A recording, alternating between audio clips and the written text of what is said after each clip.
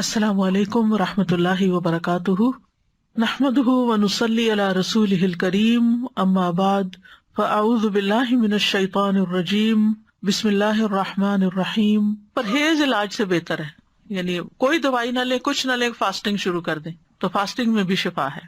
اور پھر دعائیں، آیات، سب سے بڑھ کر سورۃ الفاتحہ جس کا نام یہ شفا ہے، سورۃ الفاتحہ سے علاج کریں۔ خارجہ بن سل تمیمی اپنے چچا سے نقل کرتے ہیں، ایک مرتبہ وہ رسول اللہ صلی اللہ علیہ وسلم کی خدمت میں حاضر ہوئے۔ جب واپس جانے لگے تو ایک قوم کے پاس سے گزرے جن کے ہاں ایک مجنون آدمی تھا، یعنی اس کا ذہنی توازن ٹھیک نہیں تھا۔ اسے انہوں نے لوہے کی زنجیروں سے باندھ رکھا تھا۔ اس کے اہل خانہ کہنے لگے، ہمیں معلوم ہوا کہ تمہارا یہ ساتھی یعنی نبی صلی اللہ علیہ وسلم کو خیر لے کے آیا ہے، وہ خود نہیں ہوں گے مسلمان، نہیں پتا ہوگا، تو کیا اس کے پاس کوئی ایسی چیز ہے کہ جس سے علاج کیا جائے اس کا؟ وہ کہتے ہیں کہ میں نے سورۃ فاتحہ پڑھ کر دم کیا تو وہ ٹھیک ہو گیا۔ یقین اصل چیز ہے نا، کہ یقین کتنا ہے۔ ایک لیکچر یقین پر بھی ہونا چاہیے، کیونکہ نا دین کے معاملے میں، دعاؤں کے معاملے میں ہمارا یقین نہیں ہوتا۔ الثقۃ باللہ۔ پھر جو منزل ہم پڑھتے ہیں اس میں سورۃ فاتحہ کے علاوہ آیت الکرسی ہے، البقرہ کی آخری 2 آیات ہیں، کیونکہ نبی صلی اللہ علیہ وسلم نے فرمایا جس نے سورۃ البقرہ کی آخری 2 آیات ایک رات کو پڑھی وہ اسے ہر آفت سے بچانے کے لیے کافی ہوں گی۔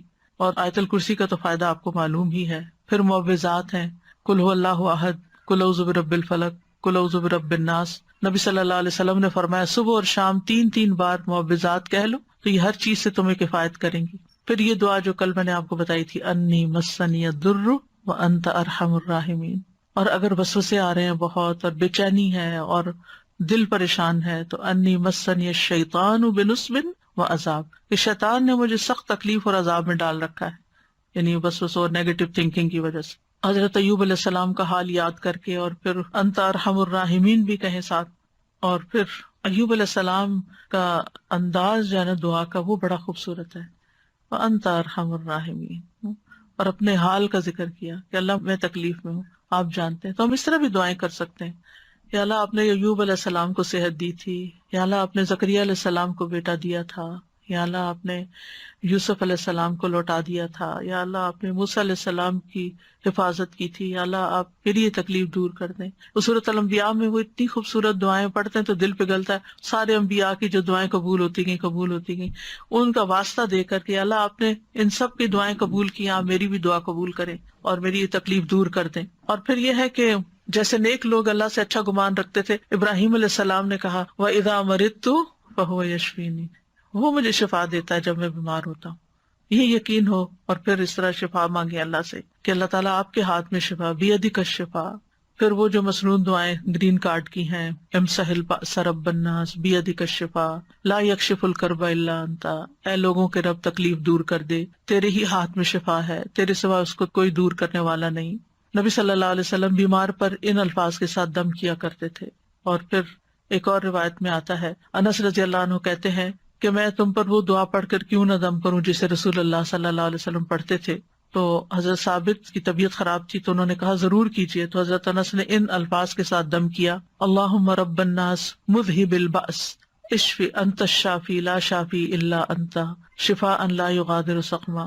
پھر اسی طرح یہ ہے کہ اگر کوئی جل جائے تو اس کا علاج نبی صلی اللہ علیہ وسلم نے کس طرح کیا۔ ایک خاتون کہتی ہیں کہ میں حبشہ سے واپس آ رہی تھی، مدینہ سے کچھ فاصلے پر تھی، تو کھانا پکانا شروع کیا، لکڑیاں ختم ہوئی تو لکڑیوں کی تلاش میں نکلی تو بچے نے ہانڈی اپنے اوپر گرا لی اور وہ بازو پہ گر گئی اور وہ جل گیا۔ تو وہ پھر لے کے نبی صلی اللہ علیہ وسلم کی خدمت میں حاضر ہوئی، کہا اللہ کے رسول صلی اللہ علیہ وسلم، میرے ماں باپ آپ پہ قربان، یہ محمد بن حاتم ہیں اور ان کے ساتھ یہ ہوا ہے۔ تو آپ نے اپنا لعاب دہن ڈالا اور سر پہ ہاتھ پھیرا اور برکت کی دعا کی، اور اس جلی ہوئی جگہ پر لعاب دہن ڈالتے جاتے تھے اور ساتھ یہ دعا پڑھتے تھے، اذہب البأس رب الناس واشفی انت الشافی لا شفاء الا شفاؤک اشفی شفاء لا یغادر سقما۔ اور پچھلے دنوں ایک پوسٹ آپ نے بھی شاید دیکھی ہو جس میں وہ کوئی حکیم یا طبیب ایسی ریکمینڈ کرتا ہے کہ اگر کوئی شخص صبح کے وقت اپنا پہلا لعاب اپنی آنکھوں کے اندر لگاتا ہے تو اس کی آنکھوں کی بینائی تیز ہو جاتی ہے اور بیماریاں دور ہوتے ہیں۔ بہرحال لعاب کے اندر بھی اللہ نے شفا رکھی ہے۔ اور پھر اسی طرح خود کو تکلیف ہو اور یہ یہ تو میں نے بہت دفعہ آزمایا ہے کہ درد کی جگہ پر ہاتھ رکھ کے انسان 3 دفعہ بسم اللہ پڑھے اور 7 دفعہ اعوذ بعزت اللہ وقدرتی من شر ما اجد واحاذر. بہت ہی خوبصورت دعا ہے اور بہت جلد تکلیف دور ہوتی ہے. خاص طور پہ اگر گھٹنوں وغیرہ میں تکلیف ہے تو آپ ان کو کلونجی کے آئل سے رب بھی کرتے جائیں اور یہ دعا پڑھتے جائیں تو انشاءاللہ ٹھیک ہو جائیں گے. پھر اسی طرح اگر کہیں پھوڑا پھنسی ہے چھوٹا موٹا تو اس پر نبی صلی اللہ علیہ وسلم یہ دعا پڑھتے تھے، بسم اللہ تربت اردنا بریقت بادنا لیشفى به سقیمنا باذن ربنا. اللہ کے نام کے ساتھ ہماری زمین کی مٹی، یعنی جس زمین پہ انسان رہتا ہے وہیں کی مٹی لے سکتا ہے اگر مدینہ کی مٹی نہ ہو، ہمارے رب کے حکم سے ہم میں سے بعض کے لعاب کے ساتھ ہمارے بیمار کو شفا دی جائے. یعنی وہاں پر کوئی بڑی بڑی فارمیسیز نہیں تھی، کوئی اور علاج کے لیے ہاسپٹل نہیں تھے، تو یہی چیزیں جو تھیں نبی صلی اللہ علیہ وسلم نے عملاً کر کے دکھائیں اور لوگوں کو فائدہ بھی پہنچا. تو نبی صلی اللہ علیہ وسلم کسی کے جسم پر کوئی پھوڑا، کوئی زخم، کوئی تکلیف ہوتی تو لعاب کے ساتھ مٹی لگا کے اس جگہ پر لگا دیتے تھے. اور راکھ کا لگانا جو ہے، آپ صلی اللہ علیہ وسلم کو جب جنگ احد میں آپ کو تکلیف پہنچی تھی تو حضرت فاطمہ نے چٹائی جلا کے اس کی راکھ جو تھی وہ وہاں لگا کے تو پٹی کی تھی، تو اس میں بھی اللہ تعالیٰ نے شفا رکھی ہے. اور پھر اسی طرح تکلیف اور پریشانی کے وقت کی جو عام دعائیں ہیں وہ بھی پڑھنی چاہیے. یا حی یا قیوم برحمتک استغیث اللہ اللہ ربی لا اشرک بہ شیئا. پھر اسی طرح لا الہ الا انت سبحانک انی کنت من الظالمین. پھر نبی صلی اللہ علیہ وسلم جب کرب اور تکلیف اور پریشانی اور بے چینی ہوتی تھی اس وقت پڑھتے تھے لا الہ الا اللہ العظیم الحلیم، لا الہ الا اللہ رب العرش العظیم، لا الہ الا اللہ رب السماوات ورب الارض ورب العرش الکریم. یعنی عرش سب سے بڑی چیز ہے نا مخلوقات میں سے، تو اس کے رب کا واسطہ دے کر پھر دعا کرتے تھے. پھر اسی طرح عافیت کی دعائیں بھی مانگنی چاہیے کہ اللہ تعالیٰ بیماریوں سے محفوظ رکھ، خاص طور پر جب کوئی وبا وغیرہ پھیلی ہو یا آپ کسی بیمار کو دیکھیں یا ہاسپٹل میں جائیں یا کسی کی تیمارداری کرنے جائیں. ویسے بھی صبح شام 3 دفعہ اللہم عافنی فی بدنی، اللہم عافنی فی سمعی، اللہم عافنی فی بصری، لا الہ الا انت. پھر اللہم انی اعوذ بک من زوال نعمتک وتحول عافیتک وفجاءۃ نقمتک وجمیع سخطک. اے اللہ بے شک میں تیری پناہ لیتا ہوں اس بات سے کہ تیری دی ہوئی کوئی نعمت مجھ سے چھن جائے اور تیری دی ہوئی عافیت پلٹ جائے اور کوئی ناگہانی عذاب آ جائے، اور میں تیری تمام ناراضگیوں سے تیری پناہ لیتا ہوں. اور پھر اللہم انی اعوذ بک من جہد البلاء ودرک الشقاء وسوء القضاء وشماتۃ الاعداء. اے اللہ بے شک میں تیری پناہ مانگتا ہوں سخت مصیبت، بدبختی لاحق ہونے، بری تقدیر اور دشمنوں کے خوش ہونے سے. پھر اسی طرح اللہم انی اعوذ بک من السمم والبکم والجنون والجذام والبرص وسیء الاسقام. اے اللہ بے شک میں بہرے پن، گنگے پن، پاگل پن، کوڑ، برس اور تمام بری بیماریوں سے تیری پناہ مانگتا ہوں.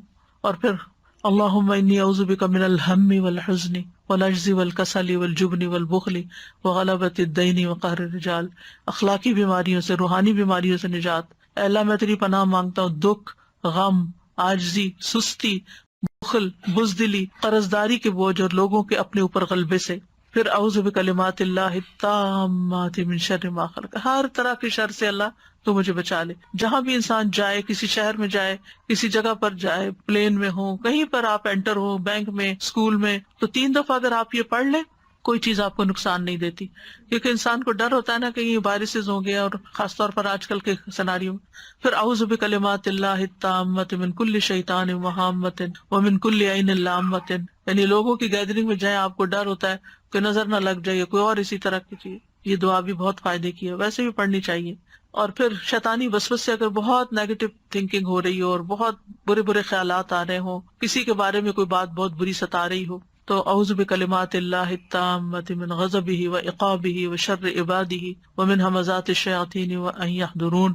خاص طور پہ برا خواب آنے کے بعد اگر دل پہ بار بار پریشانی کا خیال آ رہا ہے، بار بار آ رہا ہے، تو اس کو بھی جھٹکنے کے لیے یہ دعا پڑھی جا سکتی. تو اللہ تعالیٰ محفوظ رکھیں گے.